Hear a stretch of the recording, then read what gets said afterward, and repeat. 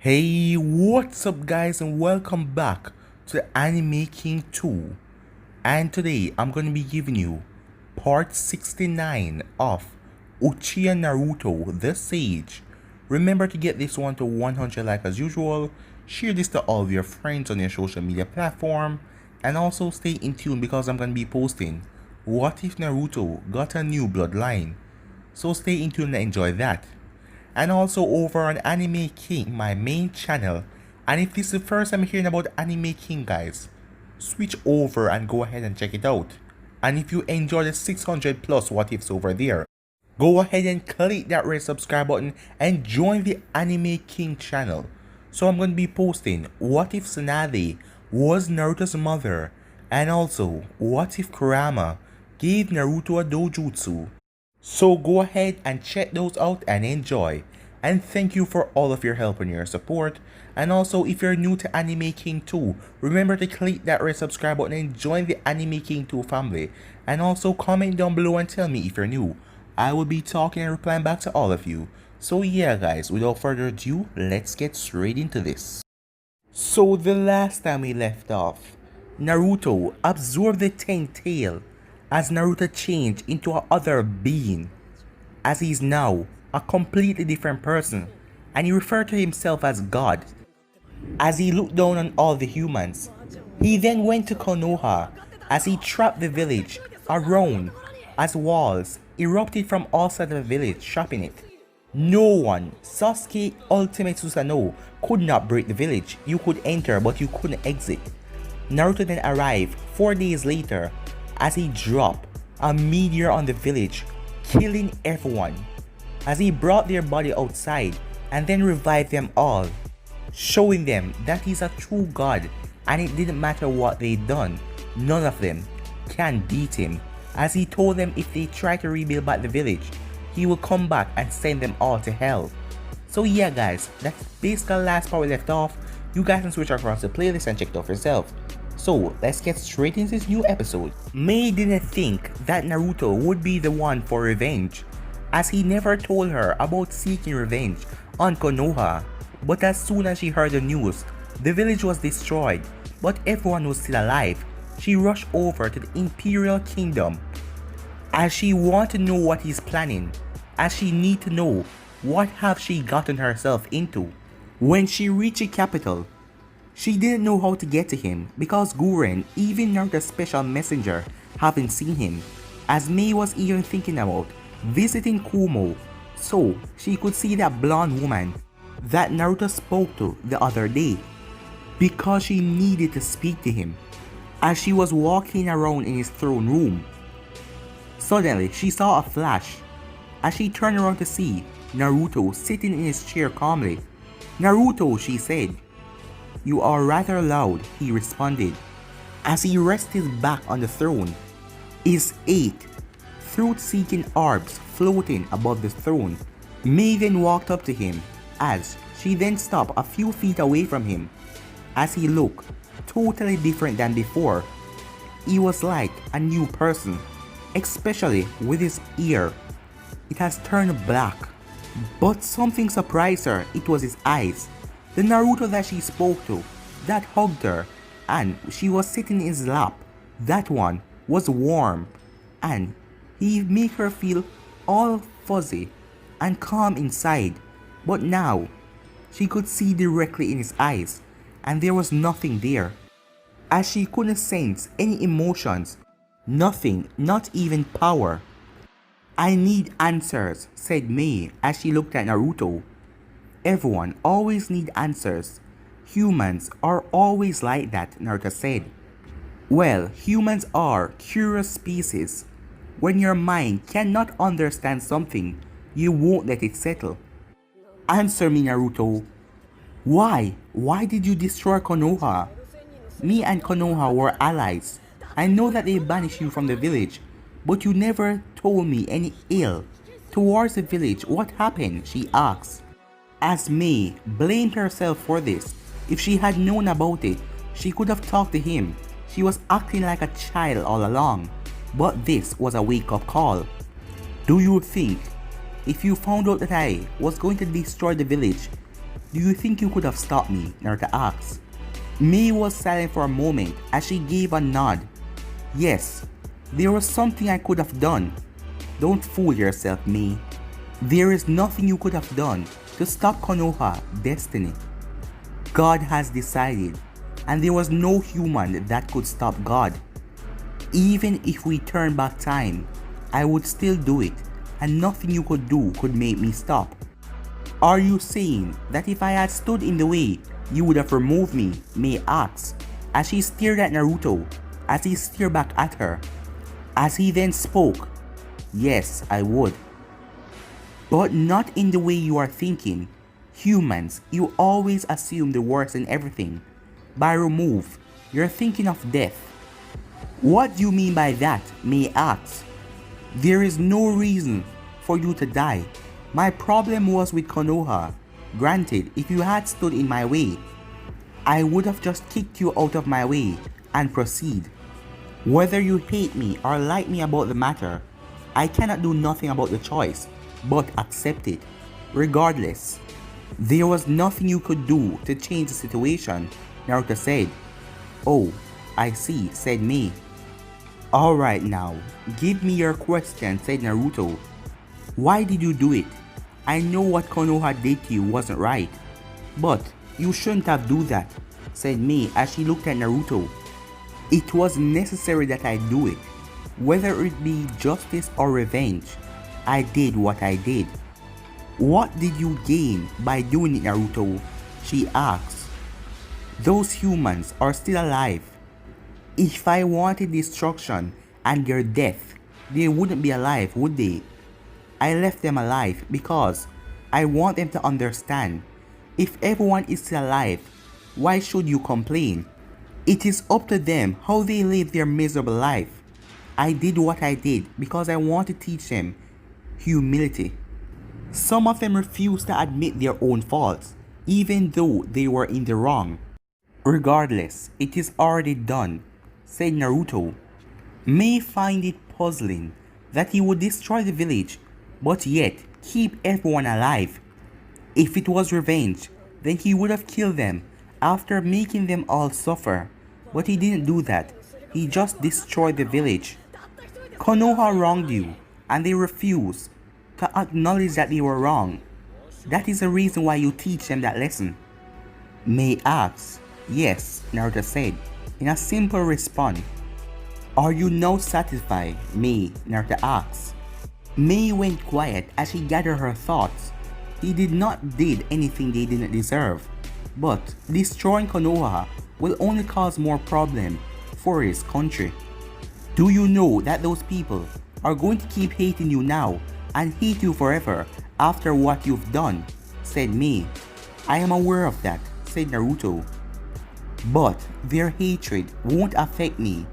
Yes, I know it won't affect you, but this doesn't do the shinobi world any good at all, Mei said. Right now, the world doesn't know why I destroyed Konoha, but some already suspect the reason why.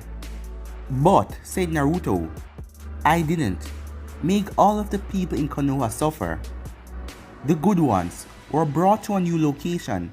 That is why it took me 4 days to come back, as I created a new village for them, and I placed the good ones there. And I told them that the village will be destroyed if the trash that remained didn't come and understand what they have done. So, if the trash had accepted and told you that they were wrong, Konoha wouldn't be destroyed. Is that what you're saying? Yes, said Naruto. I am now going to send you to New Konoha, and after that, I will send you to Gaara so you can explain things to him. Do you have a problem with that? Naruto asked. As Mei shook her head. I understand your actions, but I wish that you have done things differently. If I see this new Konoha, my heart may stop worrying, and speaking to Gaara may change my mind. Mei said as she gave him a sad smile. Thank you, she said. Huh? Was Naruto's response. I wasn't expecting you to explain things when I get here, as I thought that you did all of this for destruction. But now, I understand your reasons. but I hope that you had did it in a different way. You put all of them through trials, trying to make them understand your pain. If you were a bad person, you would have just wiped them all out, but you didn't. Naruto looked her up and down for a moment. I am glad you understand that. Now follow me, he said. A while later, at Kumo, A, C, Darui, Yujito, B were in a training field as A was training with them as he realized that his speed and his power didn't compare to Madara, so he has to make things up. As he sent out his group, when they heard about Konoha as a place didn't look like a village, it just looked like a battleground. And great shinobis as Kakashi, Sasuke, Jiraiya, Tsunade, they were all missing. As he wondered if Naruto killed them all. As they finished training, as they all were talking about the current situation, as the Raikage then heard something, Raikage said a voice. As all of them turned around, as Naruto was there standing on a rock, as C, wondering what the hell was going on. He is a sensory type ninja, but he wasn't able to sense Naruto at all. Despite his new appearance, A knew that it was him, as his lightning armor then flared around him as he rushed at Naruto. Naruto just watched as the Raikage launched at him. He knew that the man would try to attack him once he was here. A held out his right hand as he was going to punch Naruto right in his chest to kill him on the spot. But Naruto held out his hand as he grabbed the Raikage's fist without even flinching. Before A could do anything else, Naruto placed his left hand at his neck. Don't do anything foolish, unless you want to die. Besides, in my current power, you are all children to me, and I don't fight with children. I beat children, said Naruto as he looked at the group. Let me go, you bastard, A growled out as he tried to struggle, but the moment Naruto grabbed his hand, his mobility shut down. He wasn't able to move. His lightning armor disappeared and he couldn't feel his chakra anymore. Sometimes you act like a foolish child, A. How foolish of you to attack someone without thinking. I could kill you right now because of your foolishness. Even these children have grown far better than you. They know when to attack and when not to. But because you allow your petty emotion to take over your thinking, you just launch at me. Are you stupid? Without word to say, he merely growled in response. Should I slap you? Should I break both of your hands or both of your legs for this recklessness? Tell me, how should I punish you? Naruto asked as he held onto a hand as the grip was getting tighter and tighter. Meanwhile, C was looking at Naruto as he couldn't comprehend what he was sensing. This was impossible. It was impossible, as his brain felt like it was going to shut down, as he couldn't grasp all of the power that he was feeling, as the power he was sensing was enough to fill the entire world. A chakra was like a drop in a sea compared to Naruto's power. So, in a sense, Naruto was right. All of them were children compared to him in power. Samui shook her head as she looked at C, as she saw that he was getting haywired by trying to gauge Naruto's power, as she knew already that no one could guess or manage Naruto's true power. As C tried to gasp Naruto's power as he fell unconscious, as B rushed over to him. You alright? B asked as he was knocked out cold. Naruto let go of A's hand as he slapped the man right in his face, as it sent him with enough power as he went straight down into the ground right beside the shinobis.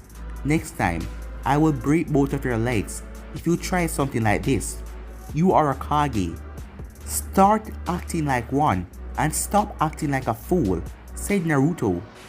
A growled again once he regained his composure. It was a little embarrassing to be slapped like that and be lectured, but he wouldn't let it get to him. What do you want? He asked in a demanding but yet a low tone. First thing first, said Naruto.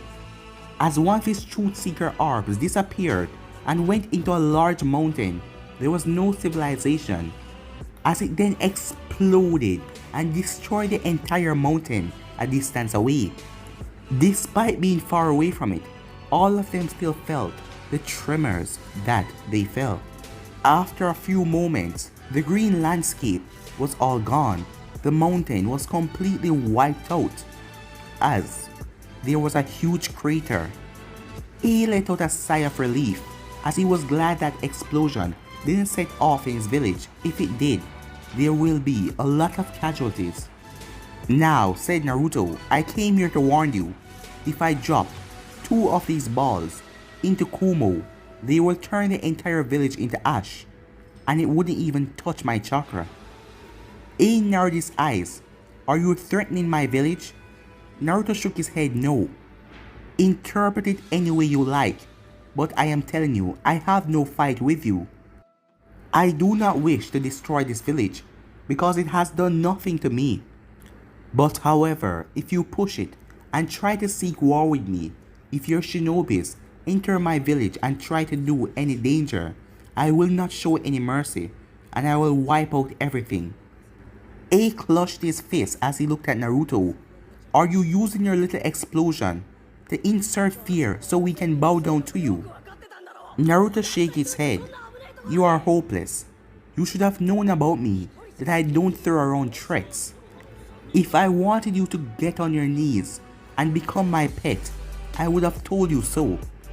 I will only tolerate so far of your words, boy, said A as he growled. Humans, Naruto said, shaking his head. Must you always assume the worst? The little explosion was just something to show you a little of my power. If I had told you that I am powerful enough to destroy your village, you wouldn't have believed it. That is why I decided to show you a little bit of my power. You can say that I'm using fear to get you under control, and what of it? I have not killed any of your shinobis or ordering you to be my dog, but yet you plot my death. But you can't kill me, and I don't wish to destroy or kill you. So, I will repeat myself once more. I am merely warning you, stay away from my country. A didn't respond as he didn't know what to say. As B then spoke, are you saying that he would attack our village if we just leave your village alone? And should we let you go punishment free for taking our bijus? B asked. I will say this, just because you got along well with Hatsubi, it wasn't yours. Just because Kumo captured it, it didn't belong to you. Bijus didn't belong to humans, and I will not apologize for taking them. I will say it again, I have no reason to enslave any of you or force you to do my bidding. But if you threaten my country's safety, well, things will turn out horrible for you, Naruto said as he turned away from the group. I will not repeat my words again, and the next time you try to do anything, I will end all of you. As Naruto then vanished, as all of them were left quiet, as Samui just looked up in the air.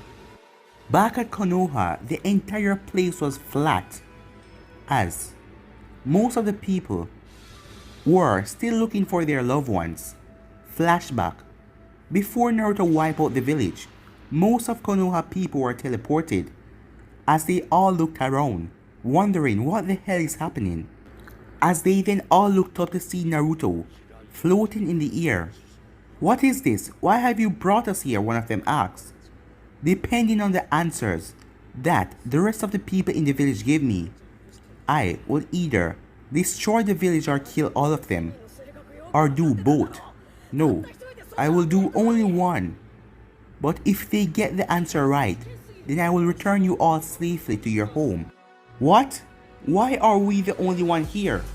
And why are the others left in the village? A civilian asked. You are here because you're bearable for my sight. Those who still remain in the village are responsible for my suffering when I was younger. After those words were said, Many of them plead for their loved ones and beg for Naruto to not kill them, but Naruto did not listen as he disappeared from their presence. As these people understood, as they didn't hate Naruto for having the Kyuubi, as they just hoped that the others could have the same mindset. And Naruto showed them that he already had the power to destroy Konoha, but he wasn't going to. He was just going to teach them a lesson, and if they passed, he was going to allow them all to return home safely. But these people just hoped that the others would listen. If it was revenge, then many more people would have been left behind back at Konoha, but a large population was here. But they all then were teleported again, as they were brought in a dimension and then brought through a vortex, as they arrived to see Naruto, as he was currently on a landscape, as he slammed his hand on the ground and a large wall appeared surrounding the place. As the stone walls appear with the Hokage monument and the cage faces, he then slammed his hand on the ground again and houses start to break out from the ground in all sizes of form and shapes. As on the outskirts of the village, another forest like Training Ground 44 was formed with a few streams of water. As the people watched God create a new village in front of their eyes in just minutes, as this was the highest level of creation of using the Mokiton and earth-based jutsus and water jutsus, as they didn't witness the work of a mere mortal but the work of a god. As they start to wonder what happened, if Naruto was creating a new village, that means Konoha was destroyed. But did he kill all of the people back there? But he was silent and just working, so all of them didn't question him. After doing everything, Naruto then floated up as he looked at the village that he just created. As Tsunade had gathered her thoughts, as she was grouped with the rest of the villagers that were taken out of Konoha. What is the meaning of this, Naruto? The answer was clearly obvious, but it just felt like the right thing to ask at this time, as there wasn't anything else that Tsunade could think, as everything was just overwhelming her like a tsunami. As Shikamaru looked at everything carefully, as he understood everything that was happening. So Naruto destroyed Konoha. That is why he took us here, to build this new village. And Shikamaru had no ill feelings towards Naruto. He just wanted the people to accept that they were wrong, but they didn't. So it is their fault. Naruto then finally spoke.